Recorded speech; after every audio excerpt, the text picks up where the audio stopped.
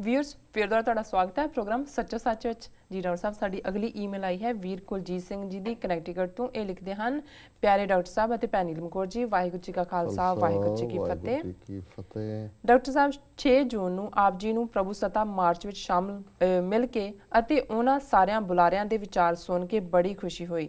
ਸਿੱਖ ਸੰਗਤਾਂ ਵੱਲੋਂ march London, San Francisco, New York ਵਿੱਚ ਭਾਰੀ ਸ਼ਮੂਲੀਅਤ ਦੇਖ ਕੇ ਲੱਗਾ ਉਹ ਦਿਨ ਦੂਰ ਨਹੀਂ ਜਿਸ ਦਿਨ ਅਸੀਂ ਆਪਣੇ ਖਾਲਿਸਤਾਨ ਵਿੱਚ ਆਜ਼ਾਦੀ ਮਾਣ ਸਕਾਂਗੇ।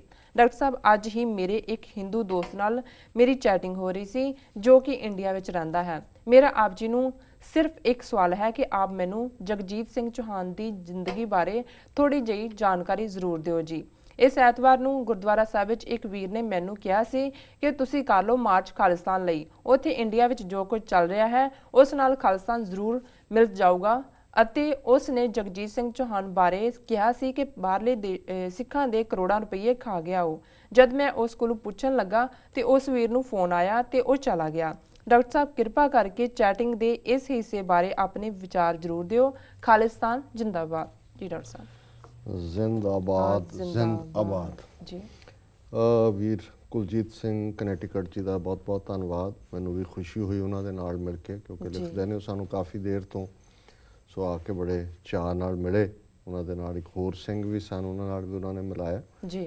ਸੋ ਅਸੀਂ ਇਸ ਕਿਸਮ ਦੇ ਨੌਜਵਾਨਾਂ ਦਾ ਉਤਸ਼ਾਹ, ਉਹਨਾਂ ਵਿਚਲਾ ਪੰਥ ਪਿਆਰ ਔਰ ਉਹਨਾਂ ਵਿਚਲੀ ਜਿਹੜੀ ਕਲੈਰਿਟੀ ਹੈ, ਉਹਨਾਂ ਨੂੰ ਜਦੋਂ ਦੇਖਦੇ ਹਾਂ ਤਾਂ ਸਾਨੂੰ ਸੰਤੁਸ਼ਟੀ ਹੁੰਦੀ ਹੈ, ਤਸੱਲੀ ਹੁੰਦੀ ਹੈ ਕਿ ਜਿਹੜਾ ਖਾਲਿਸਤਾਨ ਦਾ ਝੰਡਾ ਹੈ ਉਹ ਅੱਗੋਂ ਸੇਫ ਹੱਥਾਂ ਵਿੱਚ ਹੈ ਜੀ।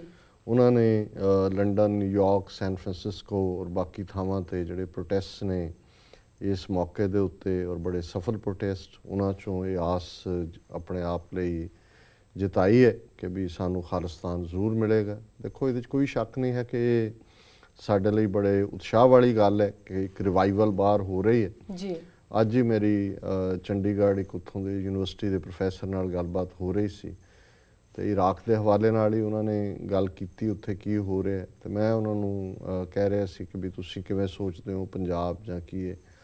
ਉਹ ਕਹਿੰਦੇ ਜੀ ਵੀ ਇੱਥੇ ਤਾਂ ਇਸ ਵੇਲੇ ਕੋਈ ਜੋ ਹਾਲਾਤ ਬਣੇ ਹੋਏ ਨੇ ਵੀ ਸਾਡੀ ਜਵਾਨੀ ਨਸ਼ਿਆਂ 'ਚ ਗਰਕ ਹੈ ਜੀ, ਵੀ ਹੋਪ ਤਾਂ ਬਾਹਰ ਹੀ ਹੈ, ਪਰ ਇਹ ਨਹੀਂ ਪਤਾ ਵੀ ਜਦੋਂ ਕੋਈ ਗੱਲ ਸ਼ੁਰੂ ਹੋਈ ਫਿਰ ਤੁਹਾਡੇ ਬਾਹਰ ਵਾਲੇ ਇੱਥੇ ਕਦੇ ਆਉਣਗੇ ਵੀ, ਜਿਵੇਂ ਇਰਾਕ 'ਚ ਬਾਕੀ ਥਾਵਾਂ ਤੋਂ ਜਾ ਰਹੇ ਨੇ।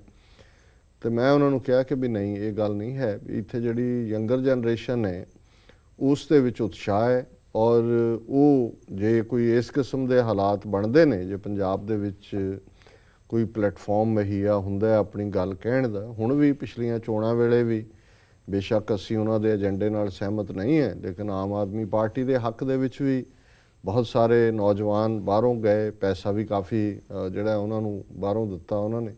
ਹਾਲਾਂਕਿ ਉਹ ਇਹ ਸਮਝਦੇ ਸੀ ਵੀ ਅਸੀਂ ਕਾਂਗਰਸ ਔਰ ਬਾਦਲ ਕਿਆਂ ਨੂੰ ਡਿਫੀਟ ਕਰ ਰਹੇ ਹਾਂ, ਹਾਲਾਂਕਿ ਅਸੀਂ ਸਮਝਦੇ ਹਾਂ ਵੀ ਉਸ 'ਚੋਂ ਕੋਈ ਸਿੱਖ ਏਜੰਡਾ ਤਾਂ ਪ੍ਰਮੋਟ ਨਹੀਂ ਹੁੰਦਾ। ਪਰ ਇਸ ਵੇਲੇ ਬਾਹਰਲੇ ਸਿੱਖ ਇੱਕ ਪਾਵਰਫੁਲ ਆਪਣਾ ਭਾਰ ਰੱਖਦੇ ਨੇ ਜੀ, ਔਰ ਜ਼ਾਹਰ ਹੈ ਕਿ ਉਹ ਰੋਲ ਪਲੇ ਕਰਨਗੇ ਕਿਸੇ ਵੀ ਭਵਿੱਖ ਦੀ ਇਸ ਕਿਸਮ ਦੀ ਸਿਚੁਏਸ਼ਨ 'ਚ। ਬਾਕੀ ਉਹਨਾਂ ਨੇ ਆਪਣੇ ਕਿਸੇ ਹਿੰਦੂ ਦੋਸਤ ਦੇ ਨਾਲ ਚੈਟਿੰਗ ਦੀ ਗੱਲ ਕੀਤੀ।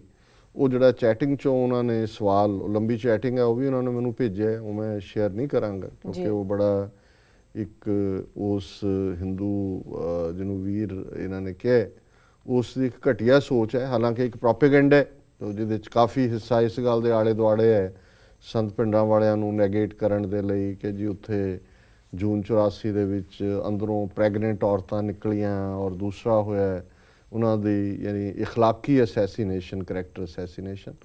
ਉਸ ਦਾ ਜਵਾਬ ਦੇਣ ਦੀ ਥਾਂ ਮੈਂ ਇੱਕ ਆਰਟੀਕਲ, ਹਾਲਾਂਕਿ ਇਹਦੇ ਨਾਲ ਅਸੀਂ ਇਸ ਨੂੰ ਕਾਊਂਟਰ ਵੀ ਕੀਤਾ ਹੋਇਆ ਸੁਬਰਾਮਨੀਅਮ ਸਵਾਮੀ ਨੂੰ, ਪਰ ਕਿਉਂਕਿ ਇਹ ਇਸ਼ੂ ਇਹਨਾਂ ਨੇ ਲਿਆਂਦਾ ਹੈ, ਸੋ ਇਸ ਇਸ਼ੂ ਔਰ ਓਵਰਆਲ ਪਿੰਡਾਂ ਵਾਲਿਆਂ ਦੀ ਸ਼ਖਸੀਅਤ ਬਾਰੇ ਕੁਝ ਸਾਲ ਪਹਿਲਾਂ ਜਿਹੜਾ ਸੁਬਰਾਮਨੀਅਮ ਸਵਾਮੀ ਦਾ ਇੱਕ ਰਾਈਟ ਅਪ ਹੈ ਉਹ ਸਾਨੂੰ ਕਿਸੇ ਵੈਬਸਾਈਟ ਤੋਂ ਮਿਲਿਆ, ਔਰ ਅਸੀਂ ਆਉਣ ਵਾਲੇ ਦਿਨਾਂ 'ਚ ਜਦੋਂ ਸਾਨੂੰ ਮੌਕਾ ਬਣਿਆ ਅਸੀਂ ਜ਼ਰੂਰ ਸ਼ੇਅਰ ਕਰਾਂਗੇ ਕਿ ਇੱਕ ਹਿੰਦੂਤਵਾ ਦਾ ਆਈਡੀਆਲੋਗ, ਕਿਉਂਕਿ ਸੁਬਰਾਮਨੀਅਮ ਸਵਾਮੀ ਕੋਈ ਸਿੱਧਾ ਬੰਦਾ ਨਹੀਂ ਹੈ, ਉਸ ਨੂੰ ਈਵਨ ਹਾਰਵਰਡ ਨੇ ਬੈਨ ਕੀਤਾ ਕਿਉਂਕਿ ਉਹਨੇ ਕਿਹਾ ਸੀ ਜੇ ਮੁਸਲਮਾਨ ਇੰਨੀਆਂ ਮਸੀਤਾਂ ਸਾਡੇ ਹਵਾਲੇ ਕਰ ਦੇਣ, ਨਹੀਂ ਤਾਂ ਇਹਨਾਂ ਨੂੰ ਡੀਫਰੈਂਚਾਈਜ਼ ਕਰ ਦਿਓ, ਇਹਨਾਂ ਦੇ ਜਿਹੜੀ ਹੈ ਵੋਟਾਂ ਦਾ ਹੱਕ ਲੈ ਲਓ।